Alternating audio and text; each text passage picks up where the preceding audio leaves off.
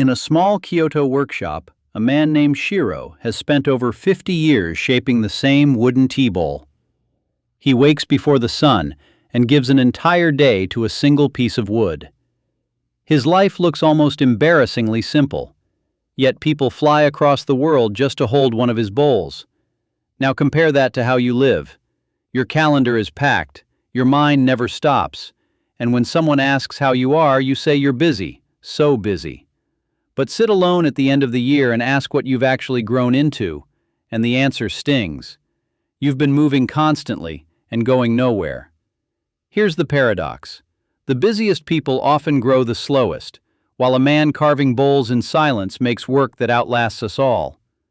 The problem is what I call productive paralysis. You have so many interests, so many possibilities, that you chase none of them with any depth. You start writing, then drop it for photography, then a language, then something else. Every direction looks attractive, so you choose all of them, which means you choose nothing. In Japan, there's a word for the opposite, Shokunin, a craftsman who chooses one skill and gives their life to it, polishing it decade after decade until the work and the person become the same thing. That's where real mastery lives. So answer one question. Which single direction deserves the full force of your river? A river split into streams vanishes into the sand.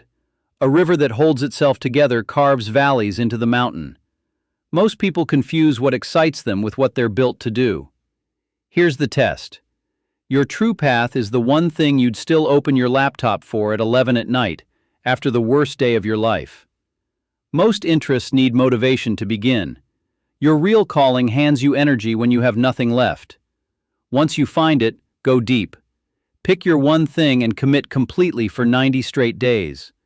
Going deep for a short time grows you more than going shallow for years, because depth is where transformation happens. Then protect it. Block 2 hours every morning and treat it as an unbreakable meeting with yourself. Because after a single phone interruption, your brain needs 23 minutes to find focus again. So my phone goes in another room. 2 hours of undivided focus beat 8 hours of fractured attention. And stop waiting for the perfect moment. It never comes. When resistance feels heavy, I use the 10-minute rule. Work for 10 minutes, then you're free to stop. Almost every time, those minutes carry me into an hour of flow. The 10 minutes was just the doorway. I spent 2 years being busy because I was afraid to commit and be judged. The moment I chose one thing, the whole picture changed. The real reason you're busy without growing isn't how hard you work. It's whether your effort is concentrated, or scattered so thin nothing grows deep roots.